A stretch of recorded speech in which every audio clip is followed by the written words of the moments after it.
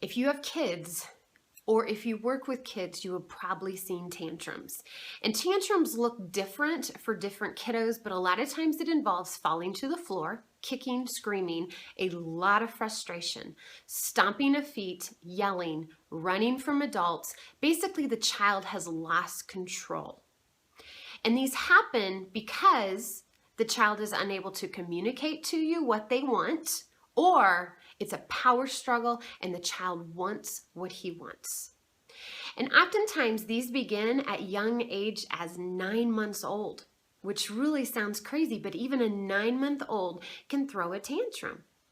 And then they usually will end by the time the child is 3 or 4.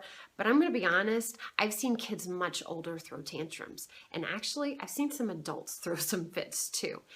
And our goal today is to help you when the child begins to exert their desire and their frustration, for you to give them tools for them to stop the tantrums, use their words, or for you to be able to stop what you're doing, which is feeding the tantrums. Oftentimes for 1 to 2-year-olds, they don't have the communication ability, and it is the frustration. One of the things that we found incredibly helpful was sign language.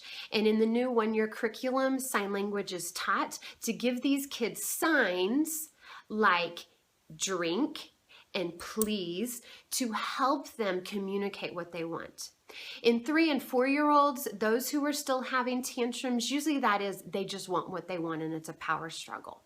So let me give you a few ways to help you stop tantrums when you see one start. One of the biggest and easiest ways to do this is to remove communication. The child wants to gain control of the situation, and their easiest way to do that is to get you to talk, and then you get flustered. So remove communication. The child will learn that you only talk to them when they are in control.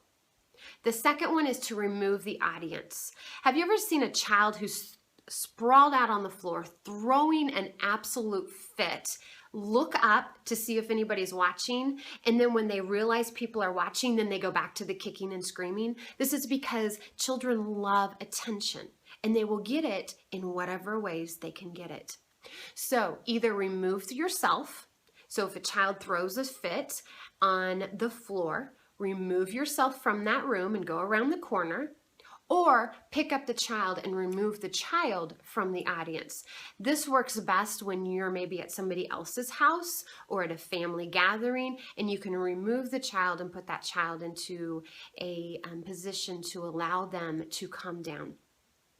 The third thing to do after removing communication and removing the audience is to remove emotion. Show no emotion when the child throws a tantrum.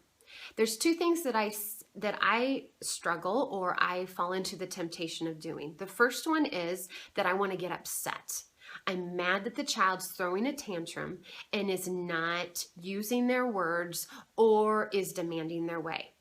The second emotion that I've also seen parents fall into is that they want to fix it for the child. They want to make it better. And so they desire to give the child many options. So let's go get ice cream, or here, I'll buy this book for you, stop screaming. And so they're trying to convince the child out of the tantrum, when in fact, all they are doing is feeding that tantrum. So remove communication, remove the audience, and remove emotion.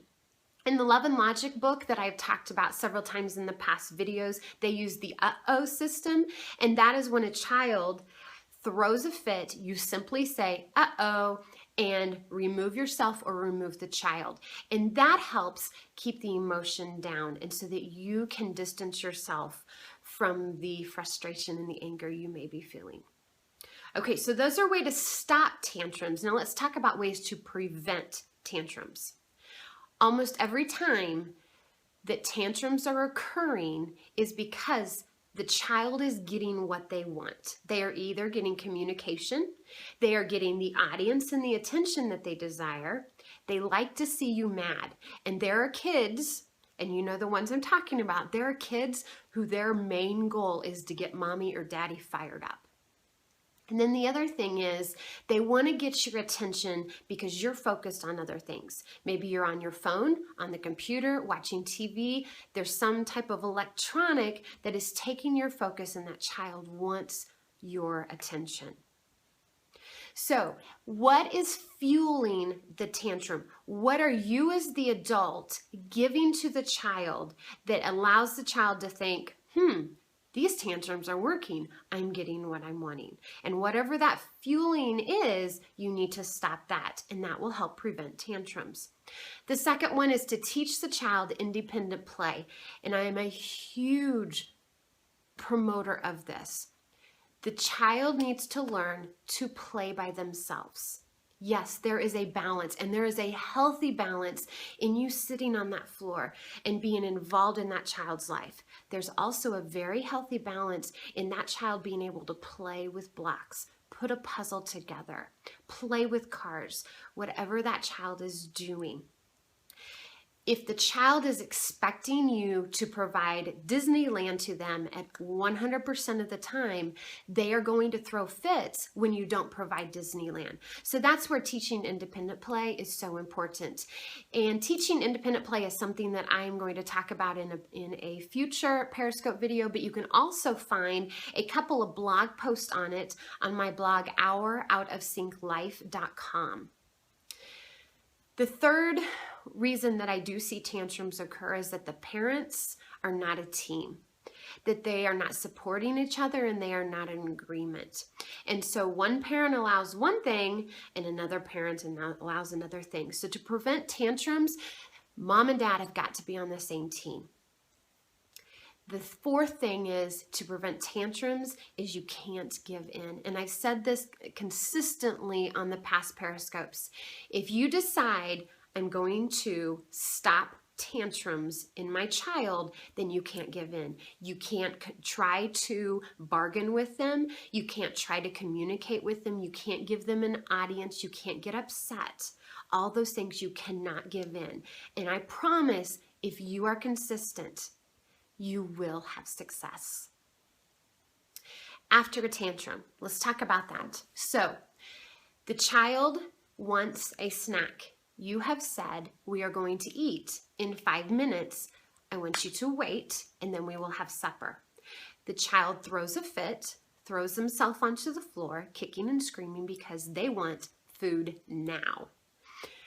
In that case, you would pick up the child and take them to a safe spot for them to sit and to get under control. Once the child is under control, go to that child, give them a hug, and move on. When I first started parenting, I thought that I had to go through this long, extensive review of what did you do wrong, and let's pray, and let's talk about this. And I found, at some point, it's best just to keep the words at bay. There are times when prayer needs to occur and forgiveness needs to be sought for the issues that have occurred. But in the day-to-day minor, I'm finally realizing that it really is best, give a hug, move on, and go about your day. Don't extend it any longer. Now, why is this important? Well, you know where I'm going to go with this, because I always do. It's important because God has told us that we are to raise children who are patient, kind, not envious, not boastful, not proud, not insisting on their own way. This comes from 1 Corinthians 13, because we are, as created by God, we are to glorify Him, and we do that by loving God and loving others. So this is incredibly important because we want our child to be able to love God and love others, thus they can't demand their way. And this is a very small way for us to set up boundaries and to give a foundation for that child for loving God.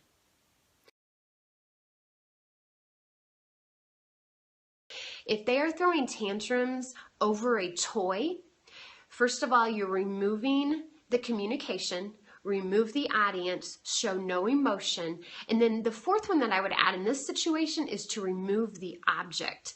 And the Love and Logic Magic for Early Childhood speaks about this a lot, so you could find out more in their book. But in this case, if two children are fighting over a toy, I would remove the toy, then and put it into a spot that the toy needs to go on timeout for a while. And then if they're both falling apart and having a tantrum, at that case, I would remove one child from the room and allow the other child to throw their tantrum. Because I cannot stop a child from throwing a tantrum. What I can stop is who watches that tantrum and where that tantrum occurs. So in that case, I would remove the children so that they are in separate rooms, let them throw their little tantrum, and you move on and you just don't fuel it.